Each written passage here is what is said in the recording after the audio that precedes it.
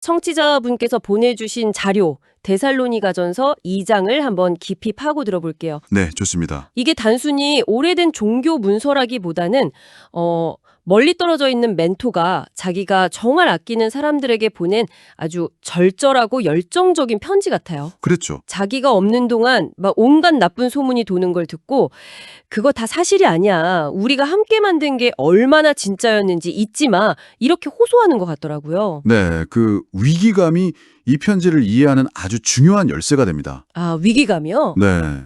화자인 바울은 다른 도시에서 정말 심한 고난이랑 모욕을 겪고 간신히 데살로니가에 도착했거든요. 네네. 거기서 온 힘을 다해서 새로운 공동체를 세웠는데 또다시 쫓겨나게 된 거죠.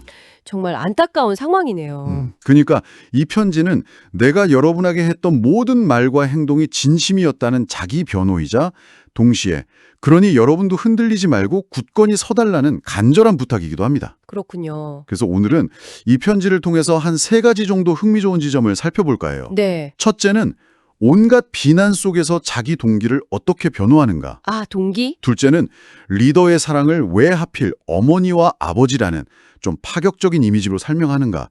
그리고 마지막으로는 그 깊은 관계의 결과가 어떻게 서로에게 자랑의 면류관이 되었는가 하는 점입니다. 좋습니다. 그럼 첫 번째 주제, 동기에 대한 변호부터 시작해보죠. 네, 편지를 읽어보면 시작부터 굉장히 방어적이라는 느낌이 들어요. 우리의 권면은 간사함이나 부정에서 난 것이 아니다. 또 속임수로 하는 것도 아니다. 이런 강한 표현들을 막 연달아 쓰잖아요. 맞아요. 마치 법정에서 스스로를 변호하는 것 같아요. 도대체 당시 바울을 향해서 어떤 공격이 있었길래 이렇게까지 절박하게 나서는 걸까요? 아주 정확한 지적이세요. 당시 그리스 로마 세계에는 도시를 막 떠돌아다니면서 돈을 받고 지식이나 철학을 가르치는 소피스트, 그러니까 수사학자들이 많았습니다. 아, 그런 사람들이 있었군요. 네, 대중의 인기를 얻고 후원자로부터 금전적인 이득을 취하는 게 주된 목적이었죠. 아마 바울의 반대파들은 그를 이런 떠돌이 강사 중 한 명으로 몰아붙였을 겁니다. 저 사람도 결국 돈이나 명성을 노리는 거다, 이런 식으로요? 그렇죠. 달콤한 말로 사람들을 현혹하는 사기꾼이다. 이렇게요? 아, 그러니까 바울은 지금 나는 당신들이 흔히 보는 그런 인플루언서나 지식장사꾼이 아니다 라고 선을 긋고 있는 거군요. 바로 그겁니다. 특히 사람을 기쁘게 하려 함이 아니요 오직 우리 마음을 감찰하시는 하나님을 기쁘시게 하려 함이라. 이 말이 되게 인상 깊어요. 네, 그런데 솔직히 요즘 시대에 이런 말을 들으면 약간 위선적으로 들릴 수도 있을 것 같아요. 나는 대중의 평가엔 관심 없어 라는 말이 오히려 더 자의식이 강하게 느껴질 때도 있잖아요. 그렇죠. 현대인의 교회는 충분히 그렇게 들릴 수 있습니다. 네, 하지만 당시 맥락에서 이 말은 굉장히 급진적인 선언이었어요. 급진적이었다고요? 네, 모든 평가의 기준을 외부, 즉 청중의 반응이나 후원자의 만족이 아니라 내부, 그러니까 자신의 양심과 신 앞으로 가져온 거니까요. 아첨하는 말이나 탐욕의 탈을 쓰지 않았다는 표현이 바로 그걸 보여주죠. 탐욕의 탈이라. 이 말이 정말 날카롭죠. 네, 정말 생생한 표현이네요. 겉으로는 공동체를 위하는 척하지만 속으로는 자기 이익을 챙기는 모습을 딱 꼬집는 거군요. 맞습니다. 2000년 전에 쓰인 말이지만 오늘날 우리가 말하는 성과를 포장하는 위선이나 진정성을 연기하는 리더십의 본질을 그대로 꿰뚫고 있어요. 그러면서 자기가 그리스도의 사도로서 얼마든지 권위를 내세울 수 있었지만 그렇게 하지 않았다고 강조하는 대목으로 이어지네요. 바로 그 지점이 핵심입니다. 그는 자신이 가진 가장 강력한 스펙, 즉 사도라는 권위를 사용하지 않았다고 말해요. 아, 힘을 쓸 수 있는 위치에 있었지만 그 힘으로 사람들을 누르거나 이득을 취하지 않았다는 거죠. 그게 왜 그렇게 중요한가요? 이것은 뒤에 나올 사랑에 대한 고백의 진정성을 뒷받침해주는 아주 중요한 밑밥이거든요. 나의 동기가 이렇게 순수했으니 이제부터 내가 할 사랑 이야기도 전부 진심이다 라고 선언하는 효과를 낳는 거죠. 아, 그렇군요. 그 치열한 자기 변호가 끝나자마자 편지의 분위기가 180도 바뀝니다. 네, 확 바뀌죠. 갑자기 너무나 부드럽고 따뜻해져요. 여기서 정말 놀라운 비유가 등장하는데 바로 자신을 유모가 자기 자녀를 기름과 같이 대했다고 말하는 부분이요. 맞아요. 당시 가부장적인 사회에서 남성 리더가 자신을 여성, 그것도 유모에 비유했다는 건 굉장히 파격적으로 들리는데요. 정말 파격적인 비유죠. 유모는 아이에게 젖을 물리고 모든 것을 공급하며 조건 없이 자신을 내어주는 존재잖아요. 네. 자기 자식이 아님에도 불구하고 자기 자식처럼 모든 걸 쏟아붓죠. 바울은 갓 태어난 데살로니가 공동체를 향한 자신의 마음이 바로 그런 전적인 내어줌이었다고 말하는 겁니다. 단순히 지식을 가르치는 스승이 아니라 그렇죠. 영적으로 탯줄이 이어진 존재처럼 느꼈다는 거죠. 그 감정의 깊이가 우리의 목숨까지도 너희에게 주기를 기뻐했다는 표현에서 막 폭발하는 것 같아요. 네, 이건 그냥 수사적인 표현이 아닌 것 같은데요. 자신의 생존보다 공동체의 성장을 더 중요하게 여겼다는 고백이잖아요. 맞습니다. 그리고 그 고백이 단지 말이 아니었다는 증거를 바로 제시합니다. 어떤 증거죠? 너희 아무에게도 폐를 끼치지 아니하려고 밤낮으로 일하면서 너희에게 하나님의 복음을 전했다. 이걸 한번 상상해 보세요. 아, 그는 아마 낮에는 천막을 만드는 고된 육체 노동을 했을 겁니다. 땀과 먼지로 뒤범벅이 돼서 녹초가 된 몸으로 밤에는 사람들을 모아서 가르치고 상담하며 공동체를 세워나간 거죠. 와, 재정적으로 부담을 주지 않겠다는 그의 결심이 그의 사랑이 얼마나 구체적이고 현실적인 것이었는지를 보여줍니다. 말로만 하는 사랑이 아니라 자신의 시간과 노동과 피로를 갈아넣은 사랑이었던 겁니다. 와, 그렇게 상상하니까 정말 다르게 다가오네요. 그런데 여기서 또 한 번의 반전이 있어요. 네, 있죠. 유모라는 부드러운 이미지를 사용한 직후에 이번에는 자신을 아버지가 자기 자녀에게 하듯 했다고 말합니다. 유모와 아버지가 한 문단에 나란히 등장하는 게 굉장히 흥미로운데요. 이 두 가지 이미지가 합쳐질 때 비로소 바울이 말하고자 하는 부모의 사랑이 완성됩니다. 아, 부모의 사랑. 네. 유모가 무조건적인 돌봄과 양육, 따뜻한 포용을 상징한다면 아버지는 기준을 제시하고 때로는 바로잡아주며 공동체가 나아갈 방향을 알려주는 역할을 상징하죠. 그렇군요. 아버지는 자녀가 올바르게 성장하길 바라기 때문에 마냥 오냐 오냐 하지 않고 때로는 단호하게 경계하고 권면합니다. 하나는 따뜻하게 품어주는 사랑이고 다른 하나는 굳건하게 세워주는 사랑이군요. 정확합니다. 이 둘 중 하나만 있으면 불완전한데 두 가지가 균형을 이룰 때 건강한 관계가 만들어진다는 거네요. 그런데 이 아버지의 훈계라는 게 자칫하면 권위주의나 통제로 흐를 위험도 있지 않나요? 네, 그럴 수 있죠. 듣는 사람 입장에서는 사랑이라는 이름으로 나를 통제하려 드는구나 라고 느낄 수도 있을 것 같은데요. 굉장히 중요한 질문입니다.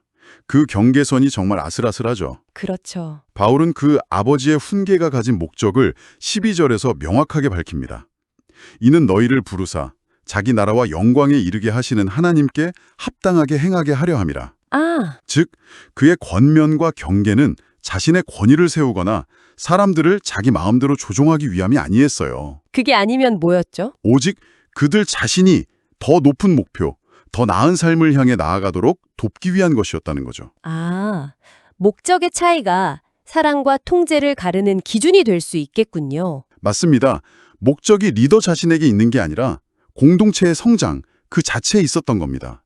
그 진정성이 통했기 때문에 사람들은 그걸 통제가 아닌 사랑으로 받아들일 수 있었겠죠. 자, 이렇게 헌신적인 부모의 사랑은 결국 데살로니가 공동체에 엄청난 변화를 가져옵니다. 네, 그렇죠. 바울이 끊임없이 하나님께 감사하는 이유가 바로 다음에 나오는데 그들이 바울의 말을 사람의 말이 아니라 하나님의 말씀으로 받았다는 점이에요. 이것이 모든 것의 전환점입니다. 전환점이요? 네.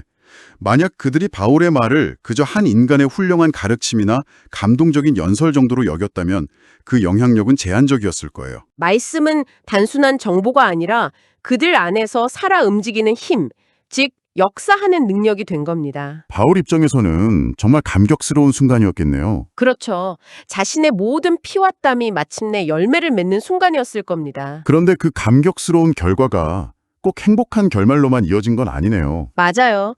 그게 참 아이러니하죠. 바로 뒤에 이어서 그 믿음 때문에 그들이 엄청난 고난을 겪게 되었다는 이야기가 나와요. 너희도 너희 자신의 동족에게서 동일한 고난을 받았느니라. 네. 믿음을 가졌다는 이유로 가장 가까운 이웃과 민족에게서 박해를 받게 된 거군요. 네, 이것이 신앙 공동체가 겪는 딜레마입니다. 믿음은 내면의 평화를 주기도 하지만 동시에 세상과의 불화를 일으키기도 하죠. 그들은 유대에 있던 선배 교회들이 겪었던 고난을 그대로 물려받게 된 겁니다.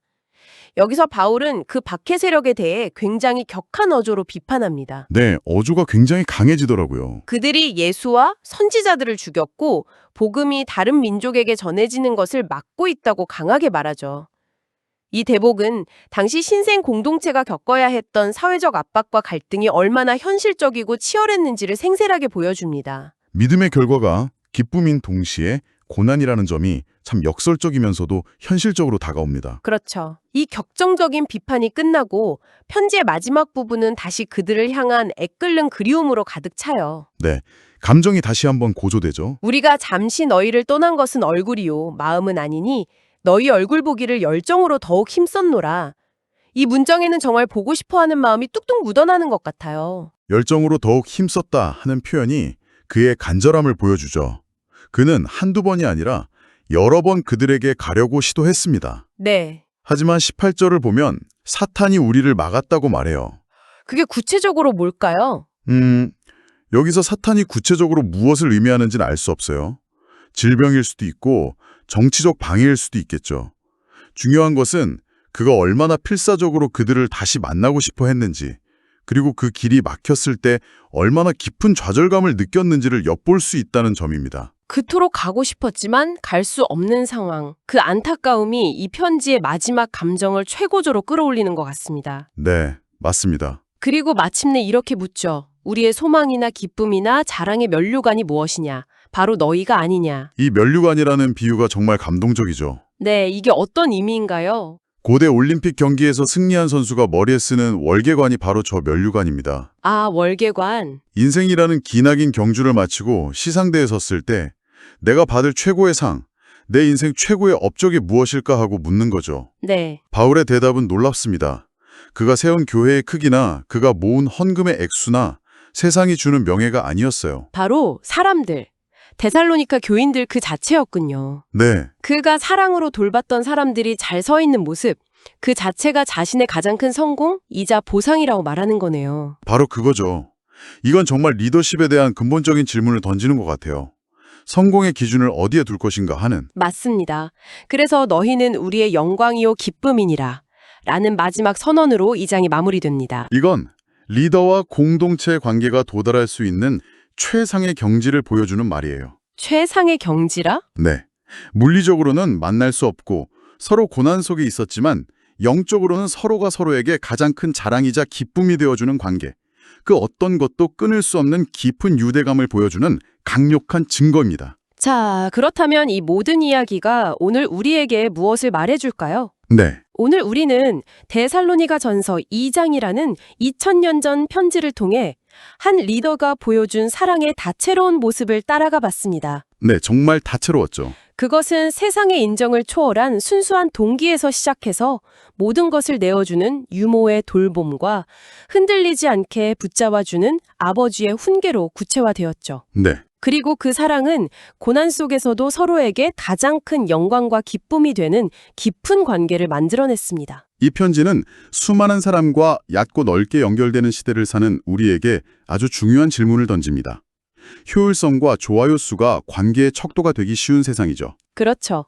청취자분께서 곰곰이 생각해 보실 질문을 하나 던지면서 마무리할까 합니다. 네, 부탁드립니다. 온라인에서의 영향력이나 효율성만으로는 결코 만들어낼 수 없는 이렇게 자신의 시간과 감정, 심지어 목숨까지 내어줄 각오로 맺는 부모와 같은 깊은 관계가 오늘날 우리에게는 어떤 의미가 있을까요? 그리고 우리는 그런 진정한 자랑의 면류관이 되어주는 관계를 어디서 어떻게 만들어가고 있나요?